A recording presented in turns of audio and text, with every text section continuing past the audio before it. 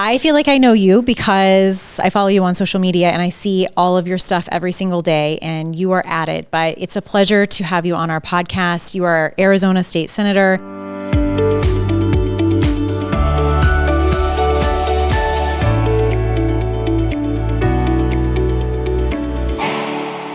Tell me about you and why. Like, I think from a starting point, it's like, I know you were a journalist before. Yeah.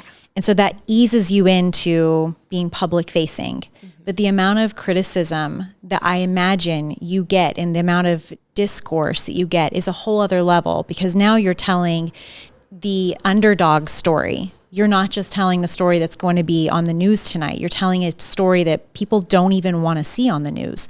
And I imagine that attracts a lot of challenges. For me, I am in awe of you for that. And I'm very appreciative of you for that. But how and why and all of those things? Yeah, well, thank you so much, Hillary, for having me on. I'm really honored to be here. I was really looking forward to it. Yeah, there's so much to discuss, so it'll be a great conversation. But as you said, I have most recently been under criticism over simply resharing information, publicly available information about where ICE is in our community. And Republicans are calling for me to be expelled from the legislature and even prosecuted by the Department of Justice. And it has been a whirlwind of a month since this story went viral from the far-right troll account, Libs of TikTok. And I have received death threats. I have received threats to my personal safety and to the safety of my family. So it has been incredibly challenging and emotionally taxing, but I am determined to continue serving as a state senator for the people of Maryvale and Glendale. I was first elected to represent District 24 in 2022 in the House. I was born and raised here in Arizona, and I think so many people raised in Arizona, especially as brown kids, how hard it is to be raised in this state. I remember the terror of Sheriff Joe Arpaio. My parents are both educators, and the systemic underfunding of our public schools impacted our family and myself. And I grew up really wanting to fight back against injustice. I felt it was ingrained in me. And I actually went to ASU to become a journalist. And some of my first assignments, I was sent to the Capitol to report on what became, very clear was horrible decisions by policymakers.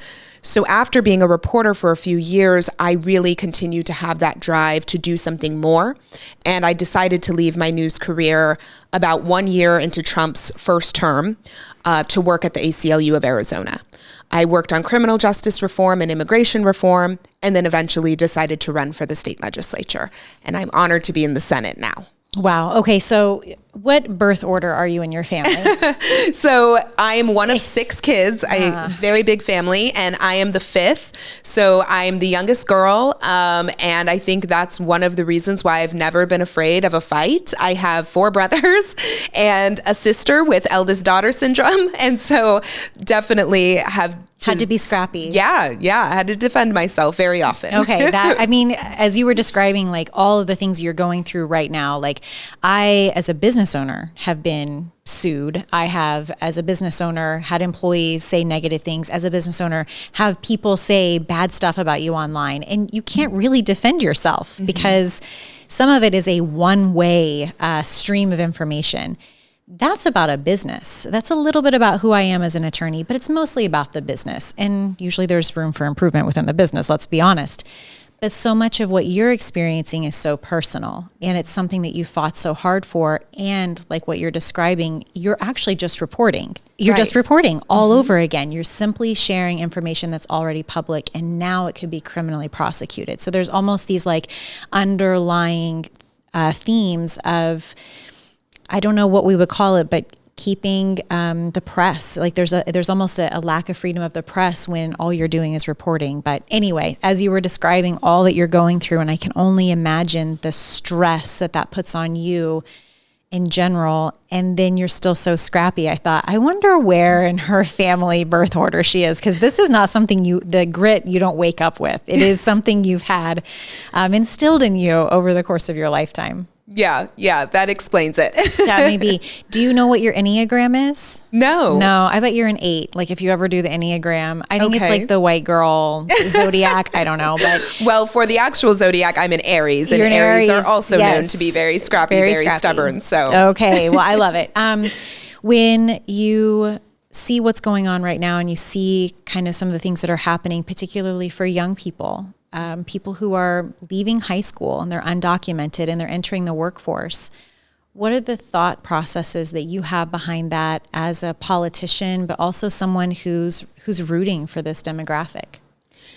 It's so infuriating to see how politicians have failed to bring forward a permanent pathway to citizenship, including the Democratic Party, right?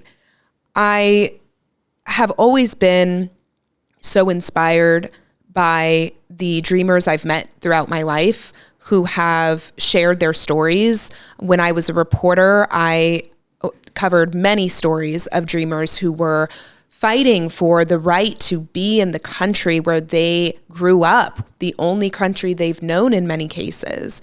And there have been false promises again and again from politicians. And the fact that we have still not made progress and we are rapidly sliding backwards is terrifying, it's upsetting, and it makes me want to continue in this fight even more because we know how valuable people who identify as dreamers are to our communities. They are friends, our family, our neighbors, our classmates, our coworkers. And the only reason why they have not been able to gain the same citizenship as anyone else is because of failures of politicians. And that is what I think many people in this discourse fail to understand. It is, in my hot take, is kind of the modern day separate but equal. Because we've settled, I mean, in DACA, for so many young people who are like leaving high school right now, DACA is not even an option for them. Like they really are pushed out into just working under the table. They can go to college, good luck, but after you get done with college and after you've paid for this all out of pocket because you don't have access to FAFSA, you're going to be working under the table. But for people even who have DACA, like the select, maybe 500,000 people in the United States who have this benefit, I don't know if we can call it that, but like have this protection, it really is a separate but equal. And it's almost like politicians have settled on this where people should be happy with what they've got. You should be happy with what you've got. And I think we have to just really push back on that and say that this is unacceptable, even from an economics perspective. Mm-hmm. When we look at what our kids who are graduating high school right now, our college students right now, anyone after 2016, when Trump was president the first time and said no more DACA, we haven't been able to get that engine restarted since then. And from an economics perspective, not allowing these young people who we've spent, I don't know, like maybe $500,000 on educating them through our education system, to not allow them to go work seems like the stupidest idea ever. Yeah, absolutely. And it's completely contrary to what the United States likes to purport that we stand for. The hatred from the right that is fueling so much of this descent backwards is just atrocious, and it's red meat for the base. But you very often see similar themes to what immigrants from all countries have had to deal with since the founding of this country. We have so much work to do, and it should be a bipartisan effort to establish a permanent pathway. Yet you have Republicans who were willing to take a moderate stance just 5 years ago, or even back in 2022 when Arizona passed the in-state tuition for Dreamers. You see Republicans who stood for that who are now backtracking, all because they are afraid of Trump and the bigotry that he has allowed to run rampant. It's inexcusable. I don't understand it. Sometimes, I don't know if you ever watched, my experience of politics is obviously just following you on social media and watching House of Cards. So I don't know if you watched House of Cards, but it has a lot of corruption within it in Washington, and everybody knows something dirty about everybody. That's the only answer that I can come to, is someone has something on all of these Republicans to where they will cow to whatever next. I don't even know if that's physically possible, but I just can't come up with any other logical explanation for why the backpedaling, why the lack of integrity, it's not even flip-flopping. It is being cruel.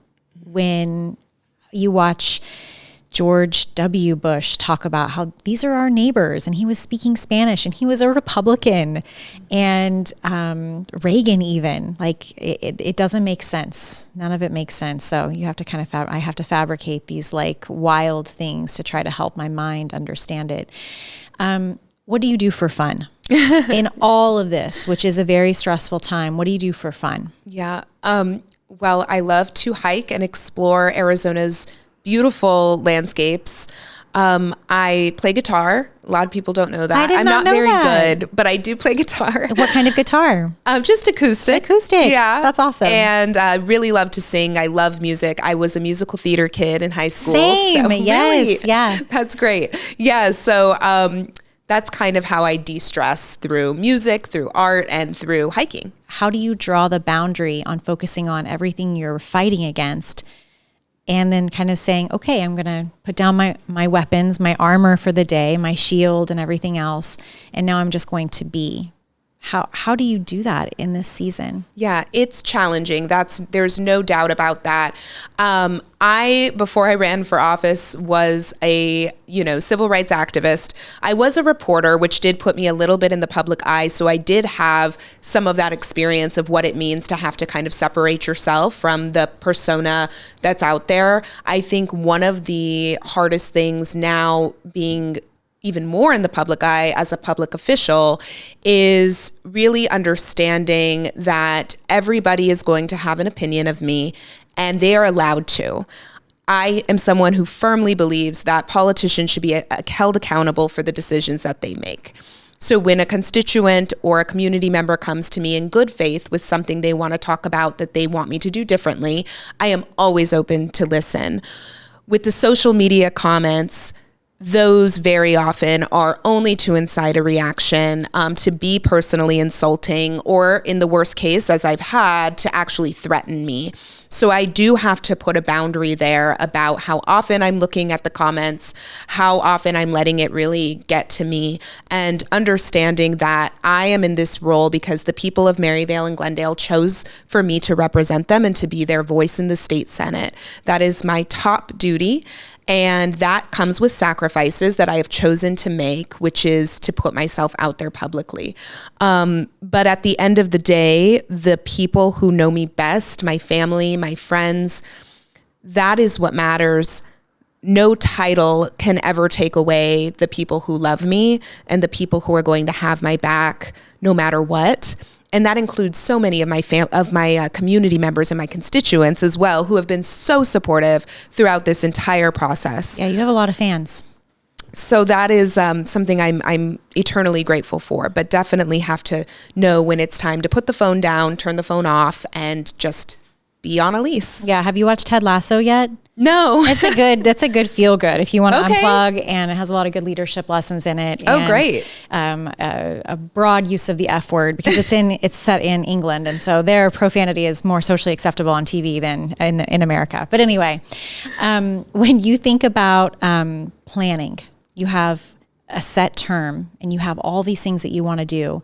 How do you strategically get those things done when you have new stuff coming up every day from the administration? Oh, it has been wild. It seems like a planning nightmare. Yes. My first 2 years in office in the state house, we still, Biden was still president. We had a Democratic governor for the first time in a very long time. Republicans do control the House and Senate, so there was a divided government factor there. But we were able to get so much done. I was very proud to have played a key role in securing a historic investment for homelessness and affordable housing, and then also working to pass 2 affordable housing bills that were signed into law by Governor Hobbs. Now, this year, I come in my first year in the Senate, and everything has changed just because of the person in the White House and our Republican legislature that is so hell-bent on doing everything they can to get Trump's attention. And Turning Point USA, a radical, extreme right electoral group, they really run the state capitol under this current leadership. And it has been so challenging because we have to balance that political reality of, okay, I'm working on a bill. I want the Republican support because that's the only way it will get through the state Senate. And then on the other hand, having to put out fires with my constituency who are dealing with incredible crises facing their families, like like a parent being deported, and the emergency situation that is for a family in crisis, or a constituent who called me because their boyfriend had been taken by ICE and they couldn't find him. These are the real realities that my constituents are facing. And in the minority party, where I can only get so much done on the policy side, I have to prioritize things. Yeah. Which means I have to drop everything on the policy side to make sure that that person can find their boyfriend who's been snatched up by the United States government and disappeared. That has taken a lot of my time and my assistant's time. I only have one assistant. She's amazing.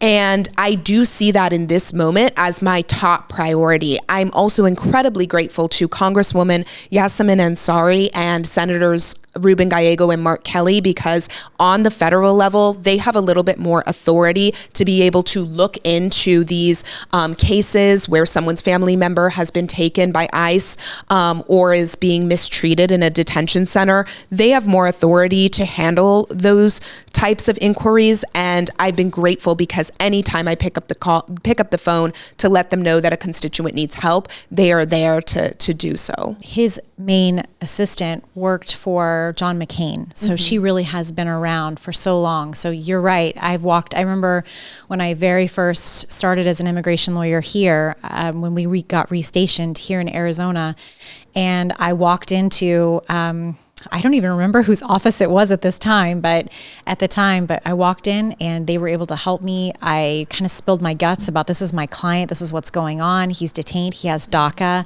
Like, all of these really, really wrong things are happening. And this was during Trump 1.0. They are very helpful. They're also so flooded right now because everyone is needing so much help. I believe that you've been to the detention centers a few times, if I remember your social media correctly. Is that right? I have not been to the detention centers. I've been to the courthouse. Okay, got it. Yes, where they were detaining people. Yes. And that was just horrible. We got calls from immigration attorneys who said we'd never seen this tactic before. They were dismissing cases, and immediately after someone would walk out, ICE was there with masks, not identifying themselves, and detaining them. And that caused so much fear, because here you have folks that are trying to go through the process the way they're supposed to. They're following all of the rules, and then this is happening to them. And I've had people that are scared to go to their court date. They're scared to go to their regular check-ins with immigration. And so having to navigate all of that is just an impossible situation for people who again, only want to come here to do the right thing, to get a permanent pathway to citizenship, and to be able to work and contribute. For sure. And your area that you represent in Maryville, that's where my office is the largest, most concentrated demographic of Hispanics in all of the Phoenix metro area, definitely. Goodyear might have some. South Phoenix definitely has a very concentrated area, but that is your constituent base. And so it is such an interesting overlap for you being a state senator and having this federal issue just hammering and beating down on your constituency.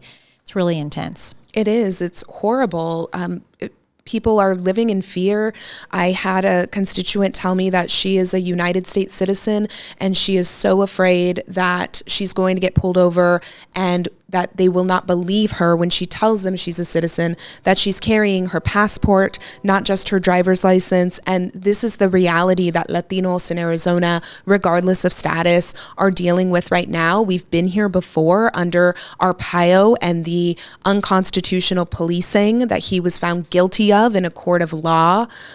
We shouldn't have to be reliving this nightmare, and now on a national stage level. But here we are. Yeah, because so many people just moved to New Mexico, or they would move to a different state, left for California, and there is really nowhere to go because this is home. And this is targeting everyone. I mean, anyway.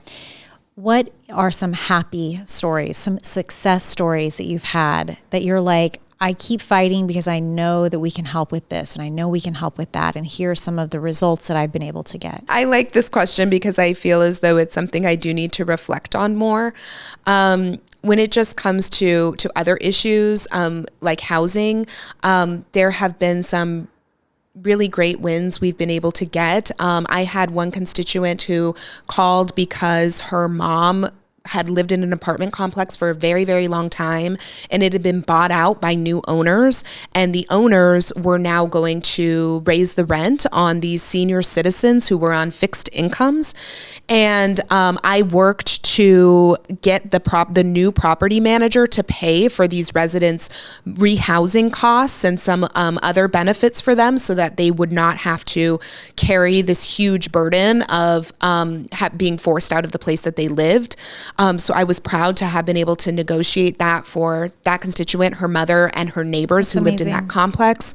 I have constituents who wanted to build a casita in their backyard so that they could live rent-free, and the city banned it for a long time until we were able to pass a statewide bill legalizing backyard casitas. And one of my constituents just sent me a video of building his casita and kind of all the phases that it has gone through. And they just had a baby, so they're able to grow their family and all live, on the same land. So that was a success story that I was really proud of. So there definitely are those little moments. It's tough because you want to do so much more. But I think that is really where I can have the most impact, is when I can pick up the phone and help direct a constituent to services that they might need. One of my constituents recently, her friend had become homeless, and she was telling me how she was hearing his story, and she thought to herself, I might just be one small person, but I know my state senator. Amazing. And when she said that, it just made my heart swell and just made me feel like I am here for a reason and I need to stay here.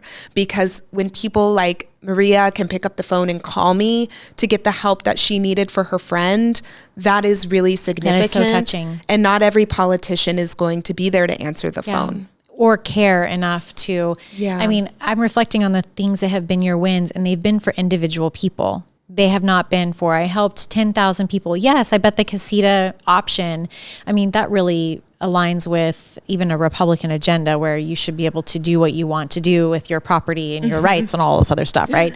But that was for one person. And then, and even for your constituent Maria, this was for one person. And so it is really beautiful to hear and to have a little bit of, I guess, faith and humanity in the political system restored by hearing what you're talking about. Because if you're doing it for one person at a time and you know that it has a greater impact, it is like the ripple effect.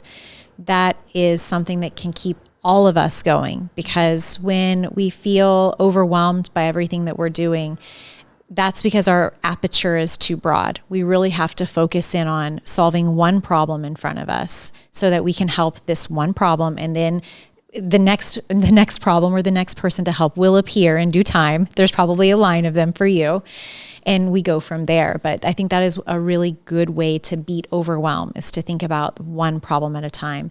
What do you want to be known for in your life? I think one of the biggest things that I always pride myself on is never taking myself too seriously and bringing laughter and joy to people's lives. That's something that on those really hard days does give me hope and strength to keep going, is that I'm a very silly person for anyone who knows me. And I think I would not know that about you. That's an important thing to have and to bring to the table, you know? And so those who know me best, including my campaign team and my constituents, some of my closest constituents, know that I'm a silly and fun person. And so when you ask that question, I'm like, yeah, I think that's one of the biggest things. I think the other thing would be just that even if I'm not successful, because one person can't change it all. So I'm not going to be the person that, you know, breaks down these deeply rooted systems and all of a sudden we have flowers and rainbows everywhere. But if I can pass on the vision of the world that I want to create and inspire other people to work towards that world, a world where all kids can go to school and get a good education, a world where no family has to live in fear of being separated, a world where everyone can have a safe place to lay their head at night. If I can inspire people to contribute to that world in whatever way that works for them, that will be enough. When you think about young people today, how would you encourage them to consider carrying out your vision? Because we're grown-ass women at this point. We need, like, the next generation. We will hand the baton to them at some point when it's their time. And the young version of you that was 17, 18, 19, and then decided to go into college and then was a civil rights activist and journalist, what do you say to the young person today who doesn't really know where to go and feels a little hopeless? So I'm an auntie to 6 kids, and I'm deeply motivated by making a better world for them. When I look at the state of the world right now, I can completely understand how young people might feel hopeless. I have had so many amazing young people work on my campaign who have given me so much hope because they keep fighting in the face of challenges that I did not have to face at that age. I look at the way the world seems to be trying so hard to keep all of us isolated. I think I was just reading an article about how some high percentage of young people now actually talk to ChatGPT like it's a friend. And I think that isolation benefits the oppressor. And they have a vested interest in continuing to keep us isolated so we aren't talking to one another, so we're not building power, so we aren't feeling alone. So one of the biggest ways we can resist is to break that by being in community with one another. Yes. So I often tell my nieces and my nephew, be nice to people, be kind to people, make a new friend, be a role model. They probably are like, oh, there's crazy auntie again texting us out of the blue to be a role model. But I think that is the advice that I give to them and that I would want to extend to other young people in the world, is that when your friends see you standing up in the face of injustice, when they see you putting yourself out there to join a new team or start a new hobby, then they're going to want to be inspired to do it too. And that community building is critical to changing the way things are right now. Yeah, we were actually talking with the podcast, the folks who are making all of this happen, and they were talking about how Arizona is possibly the highest suicide.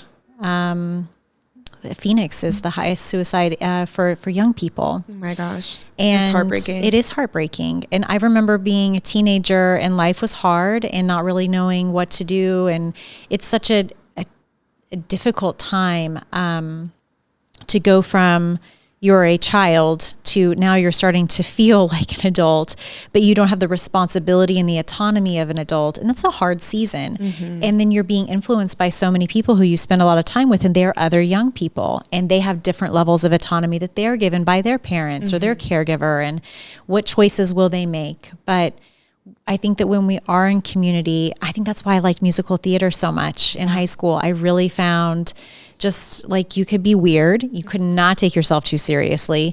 And I don't know where, even as an adult, we get to do those types of things and be weird and not take ourselves too seriously on a normal basis. You have to go get drunk to do that as an adult. And I don't drink anymore. So it is one of those things where now I just do it. And I tell my kids, you have to learn not to get embarrassed because I'm going to be me. And I was letting this out, but it was in a different environment. But I think community really is, it is the key for so much of our unhappiness and a lot of our hopelessness, because when we talk, even knowing you, air quotes, on social media, and then like being in a room with you, life is so different and the experience is so different. And so the more we're in community and actually in a room together anymore, I think that is so key to really finding hope when everything else looks hopeless.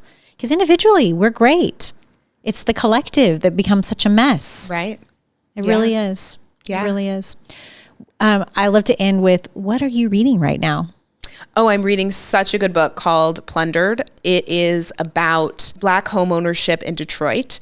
And the way that it's written is it starts with two families, one white family and one Black family, where the father, the grandfather of the family, gets a job at the Ford plant in Detroit at the height of car manufacturing, both UAW union workers, and then it follows the two family lines and what ended up happening to both of the families through a couple of generations when it comes to homeownership. And it analyzes the stark differences for Black Americans and white Americans in this journey of homeownership. And it specifically talks about the policies in Detroit that contributed to severe racist outcomes and inequities. It is so good. And I feel like as a policymaker, we so often think that bills look really good on paper, but then the way they actually play out when implemented can often cause more harm than good. So it's given me so much to think about as a policymaker, and it's a page turner. It's nonfiction, but these characters are just, people that you instantly feel connected to. Strongly recommend it. I love it. Thank you so much for that. I have a follow-up question. When you're making law and you're writing policy and you're trying to get things passed, is there like a section within our lawmaking system that reviews it and anticipates what the second and third and fourth order effects are going to be? Not at all. And I think this is one of the things that motivated me to run for office, was that I would go to these committee hearings and I would see the way that lawmakers so flippantly made decisions, often just based off emotion and how they happened to be feeling that day. Let's just legislating off vibes. And there were experts who would show up to testify, whether it was a healthcare bill and there were doctors, or it was a bill impacting our criminal justice system and you had experts in substance abuse treatment who were coming to say, this bill will have a horrible impact. We have data, we have evidence that it's not going to work the way you are saying it will, and yet they pass the bills anyway. And this is a huge problem, both on the state level and on the federal level. So we need to change so much about our system. But one of the things is that we need to elect people who actually give a damn about facts and evidence and data. And second and third order effects, because even and I know it's not an Arizona statute, but the Lake and Riley bill that was passed. Exactly. If you are arrested for shoplifting, you're subject to mandatory detention. All you have to do is, that doesn't mean you're convicted. That could just be a wrongful identification and you get arrested. It could have been your brother, or it could have been absolutely not you and someone's just doing it to be a jerk.